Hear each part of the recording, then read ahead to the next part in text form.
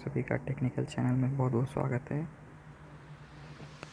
आज आप सभी लोगों के लिए व्हाट्सएप का एक नया ट्रिक लाया हूँ। सबसे पहले आप प्ले स्टोर पर जाकर अपने व्हाट्सएप को अपडेट कर दीजिए, इसे अपडेट कर दीजिए। अपडेट करने के बाद इसे ओपन कीजिएगा। ओपन करने के बाद अपने व्हाट्सएप में जाइएगा, वहाँ पर सेटिंग पे क्लिक कीजिएगा, अकाउंट में जाइएगा, प्राइवेसी में। उसके बाद स्क्रॉल डाउन करने के बाद फिंगरप्रिंट लॉक दिखेगा, अनलॉक विद फिंगरप्रिंट, इसे इनेबल कीजिएगा और अपना फिंगर लगाइएगा। ये ट्रिक सिर्फ फिंगरप्रिंट वाले फ़ोन के लिए ही है, दूसरे फ़ोन में नहीं चलेगा।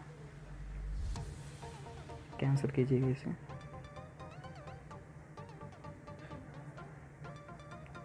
और फिर अपने व्हाट्सएप को फिर से ओपन कीजिए। देखिए, चालू होने के पहले touch the fingerprint sensor lock, WhatsApp lock है, इसे अनलॉक करने के लिए फिंगरप्रिंट चाहिए।